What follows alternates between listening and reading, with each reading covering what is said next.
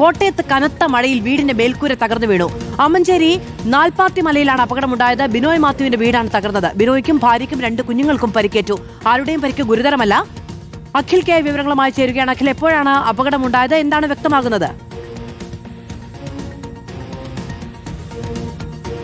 മധു, ഇന്നലെ രാത്രി 12:30 കൂടിയാണ് സംഭവം ഉണ്ടാവുന്നത്. അതായത് രാത്രി 12 ബിനോയ് പുറത്തായിരുന്നു. ആ സമയത്ത് ഇത്തരത്തിൽ വീട്ടിലേക്ക് വന്നെത്തുമ്പോഴാണ് ഈ മേൽക്കൂര ഒന്നാകെ ഇടിഞ്ഞ് താഴേക്ക് വന്നതായി കാണുന്നത്. 20 വർഷത്തോളമായി ഇവർ ഈ വീട്ടിൽ വാടകയ്ക്ക് താമസിച്ച് വരുന്ന ആളുകളാണ്. ഭാര്യയ്ക്കും 2 മക്കൾക്കുമാണ് പരിക്കേറ്റത്. ആരെയും പേർക്ക് ഗുരുതരമല്ല എന്നുള്ള ആശ്വാസകരമായ കാര്യമാണ്.